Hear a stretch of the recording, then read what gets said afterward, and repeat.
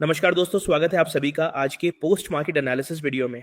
दोस्तों, आज मार्केट में एक तरफ निफ्टी ने लोअर लेवल से रिकवरी दिखाई, बैंक निफ्टी ने भी स्ट्रांग रिकवरी की और दूसरी तरफ टाटा ग्रुप से जुड़ी एक बहुत बड़ी खबर सामने आई है। टाटा ग्रुप के निफ्टी में 6 स्टॉक्स हैं और आज के सेशन में टाटा ग्रुप की ये 6 के 6 स्टॉक्स रेड में ट्रेड करते हुए दिखाई दिए। इसकी मेन वजह रही टाटा सन्स के चेयरमैन एन चंद्रशेखरन का टाटा सन्स के बोर्ड से रेजिग्नेशन। हालांकि चंद्रशेखरन अपना करंट टेन्योर कंप्लीट करेंगे जो फरवरी 20 2027 तक है, लेकिन 18 अगस्त को टाटा सन्स की एजीएम यानी एनुअल जनरल मीटिंग होने वाली है और उससे पहले रेजिग्नेशन का आना काफी इंपॉर्टेंट डेवलपमेंट है। रिपोर्ट्स के अकॉर्डिंग ये रेजिग्नेशन उनकी रीअपॉइंटमेंट को लेकर बोर्ड में सपोर्ट ना मिलने और टाटा ट्रस्ट के साथ डिफरेंसेस के बीच आया है। अब दोस्तों, सवाल यह है कि चंद्रशेखरन साहब ने रेजिग्नेशन क्यों दिया, जबकि फरवरी में डिस्कशन चल रहा था कि उनको 2027 के बाद एक और 5 ईयर एक्सटेंशन मिल सकता है। फरवरी में डिस्कशन ये था कि चंद्रशेखरन जी को एक्सटेंशन मिले, लेकिन जब ये मैटर बोर्ड के सामने गया तो नोएल टाटा साहब उनके 5 ईयर टेन्योर को फर्दर एक्सटेंड करने के फेवर में नहीं थे। इसके पीछे मेन इशू दोनों के डिफरेंसेस को बताया जा रहा है। नोएल टाटा एक फर्म कमिटमेंट चाहते थे कि टाटा सन्स का जो आईपीओ का डिस्कशन चल रहा है वो कभी नहीं आना चाहिए, लेकिन एन चंद्रशेखरन जी ऐसी कमिटमेंट देने में असमर्थ थे। उनका कहना था कि रेगुलेटर उन्हें इस तरह की कमिटमेंट देने की परमिशन नहीं देता और वैसे भी वो ऐसी कमिटमेंट नहीं दे सकते। अब कुछ लोग कहेंगे कि नोवेल टाटा को ये कमिटमेंट क्यों चाहिए थी, क्योंकि टाटा सन्स में अराउंड 66% होल्डिंग टाटा ट्रस्ट के पास है और टाटा का जो यूनिक फिलेंथ्रोपिक और ओनरशिप स्ट्रक्चर है उसको लेकर कंसर्न ये है कि वो स्ट्रक्चर खराब नहीं होना चाहिए। टाटा नाम फिलेंथ्रोपी के लिए जाना जाता है और इसी स्ट्रक्चर को मेंटेन करना इंपॉर्टेंट है। टाटा ग्रुप की कंपनीज ओवरऑल परफॉर्म तो कर रही हैं, इसमें कोई डाउट नहीं है, लेकिन टाटा कंसल्टेंसी सर्विसेज कुछ टाइम से अंडर परफॉर्म कर रही है और आज इसी डेवलपमेंट का impact TCS, Tata steel, Titan, Trent, Tata consumer और टाटा मोटर्स जैसे टाटा ग्रुप के स्टॉक्स में देखने को मिला। कल 13 अगस्त 2026 को सेंसेक्स की वीकली एक्सपायरी है और टाटा मोटर्स के भी रिजल्ट्स आने वाले हैं, इसलिए कल का सेशन और भी इंपॉर्टेंट हो जाता है। भाई लोग, अब सबसे पहले निफ्टी की बात करते हैं। आज निफ्टी की ओपनिंग ऑलमोस्ट फ्लैट थी, लेकिन ओपनिंग के बाद सेलिंग प्रेशर आया और प्रीवियस डे का लो 24,429 निफ्टी ने पहले 5 मिनट में ही तोड़ दिया। इसके बाद 24,400 का लेवल आया, फिर 24,350 का जोन आया जिसके बारे में हमने बात की थी। इसके बाद निफ्टी ने 24,270 का लो बनाया, लेकिन लास्ट में मार्केट ने रिकवरी की कोशिश की और 24,350 के ऊपर क्लोजिंग देने की एक्सपेक्टेशन भी थी। लास्ट की कैश कैंडल 24,435 पर क्लोज हुई, यानी लोअर लेवल से एक स्ट्रॉन्ग रिकवरी देखने को मिली। Nifty 50 overall 35 points cash plus में क्लोज हुआ। अब स्टॉक्स की तरफ देखें तो TCS, Tata consumer, Tata Motors passenger vehicle, Tata steel, Titan और ट्रेंट, ये 6 टाटा स्टॉक्स निफ्टी का पार्ट है और आज सब रेड में ट्रेड करते हुए दिखाई दिए। वहीं भारतीय Airtel, state bank of India, HAL, Reliance और आईसीआईसीआई बैंक में स्ट्रेंथ देखने को मिली। एचडीएफसी बैंक में भी कोई मेजर डिक्लाइन नहीं था। अब अगर ICICI bank, Reliance, state bank of India और भारतीय एयरटेल जैसे बड़े स्टॉक्स ग्रीन में है और एचडीएफसी बैंक में भी मेजर डिक्लाइन नहीं है, तो निफ्टी पर प्रेशर कहां से आ रहा था? प्रेशर मेनली पीसीएस और इन्फोसिस जैसे बड़े आईटी स्टॉक्स की वजह से रहा। भाई लोग, अब निफ्टी के लिए कल का प्लान देख लेते हैं। आज निफ्टी की क्लोजिंग 24,435 है, आज का हाई 24,473 है। 24,473 को इंपॉर्टेंट लेवल मार्क करना है। निफ्टी में अपसाइड हम तभी कंसिडर करेंगे जब मार्केट 24,473 के ऊपर मूव करके सस्टेन करे। 24,473 के ऊपर 24,530 का लेवल आ सकता है।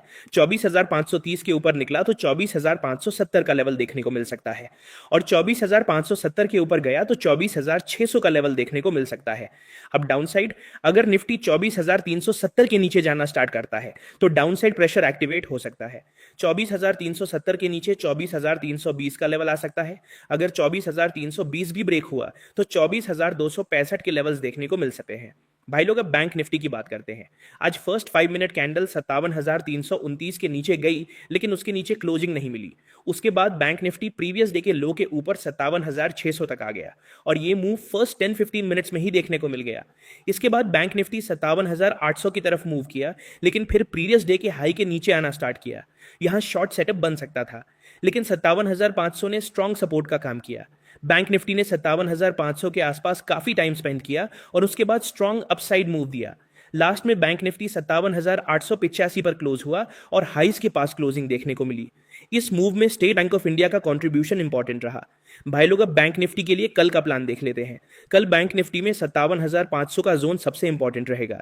आज इसी लेवल ने स्ट्रॉन्ग सपोर्ट का काम किया और मार्केट यहां से रिकवर करके 57,885 तक गया। अगर कल 57,500 के ऊपर होल्ड करता है और 57,800 के ऊपर सस्टेन करता है तो अपसाइड मोमेंटम कंटिन्यू हो सकता है। वहीं 57,500 के नीचे सस्टेन करना स्टार्ट किया तो प्रेशर वापस आ सकता है और 57,329 का लेवल देखने को मिल सकता है। 57,329 भी ब्रेक हुआ तो डाउनसाइड वीकनेस और स्ट्रांग हो सकती है।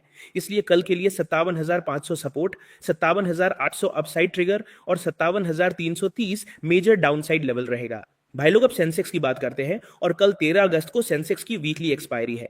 आज सेंसेक्स में ओपनिंग ऑलमोस्ट फ्लैट थी। जैसे ही प्रीवियस डे का लो ब्रेक हुआ डाउनसाइड लेवल्स एक्टिवेट हो गए। सेंसेक्स 77,840 का लेवल देखा, उसके बाद 77,700 और फाइनली 77,497 का लो बनाया। यहां 77,500 ने स्ट्रॉन्ग सपोर्ट प्रोवाइड किया। लास्ट में सेंसेक्स ने रिकवरी की और 77,966 पर क्लोजिंग दी।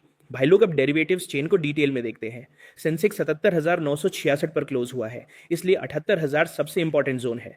78,000 कॉल और पुट के प्रीमियम्स रफली 226 और 199 थे, यानी अप्रॉक्सीमेटली 426 का स्टैडल बना हुआ था।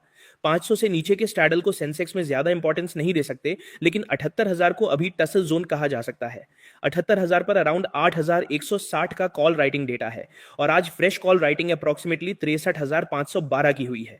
लेकिन एक इंपॉर्टेंट चीज इग्नोर नहीं करनी चाहिए कि लास्ट कैंडल 78,000 के आसपास से स्ट्रॉन्ग अपसाइड मूव देकर गई है। अगर कल सेंसेक्स 78,000 के ऊपर ओपन होता है तो 78,000 के पुट राइटर्स इतनी जल्दी एग्जिट नहीं करेंगे और लेवल को डिफेंड करने की कोशिश कर सकते हैं। लेकिन 78,000 के नीचे सस्टेन हुआ तो प्रेशर आ सकता है। अपसाइड में 78,200 फर्स्ट रेजिस्टेंस है, उसके बाद 78,300 पर कोई खास रेजिस्टेंस नहीं है। नेक्स्ट इंपॉर्टेंट रेजिस्टेंस 78,500 पर है। डाउन साइड में 78,000 ब्रेक होने के बाद 77,800 इंपॉर्टेंट सपोर्ट है। 77,800 के नीचे 77,600 और 77,500 पर स्ट्रॉन्ग सपोर्ट जोन है। भाई लोग अब कल के लिए सेंसेक्स का प्लान देख लेते हैं। आज की क्लोजिंग 77,966 है और आज का हाई 77,263 है। 77,263 को इंपॉर्टेंट लेवल मार्क करना है, लेकिन अपसाइड हम 78,050 के ऊपर मूव करके सस्टेन करने पर कंसिडर करेंगे। 78,050 के ऊपर सस्टेन हुआ तो 78,260 का लेवल देखने को मिल सकता है।